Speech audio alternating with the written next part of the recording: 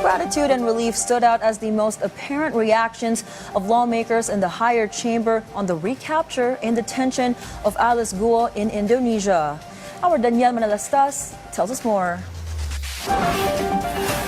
It is only a matter of days before dismissed Mayor Alice Guo will once again face the senators in a hearing after she was arrested in Indonesia. That's why right now, senators are prepping themselves to force Alice Guo to admit the whole truth once she's back at the Senate hearing for questioning. Well, hindi kami papayag, hindi siya magsasalita. Tatagal siya dito.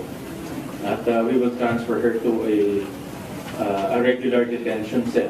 Ang importante magsalita siya at importante rin na mayroong whole departure order bago siya pakawalan.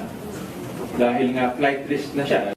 Though it seems a slim possibility, Senator Risa Hontiveros hopes Guo is good to go for tomorrow or the next day's scheduled hearing. Kasi patunay itong pag-aresto sa kanya na hindi siya makakatakas talaga.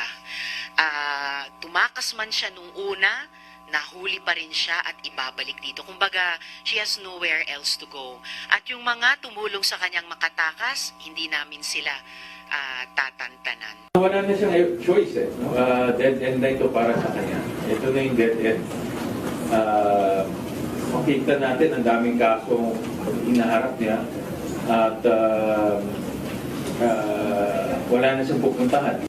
Senate President Francis Escudero told us the possible scenarios once Guo is in the Senate's detention facility. The Senate President meanwhile confirmed just this evening that he thumbed down any hopes of Guo using gadgets in detention.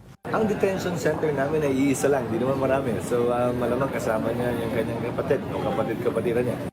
The Senate Sergeant-at-Arms assured meanwhile security preparations and measures are in place. I assure the safety talaga. And kung kailangan magdagdag ako ng personnel to guard them 24/7, we will do it. As of now, wala pang perceived threats.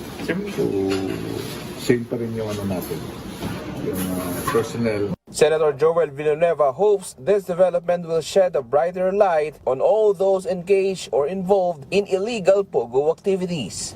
Daniel Manalastas from the National TV for a new and better Philippines.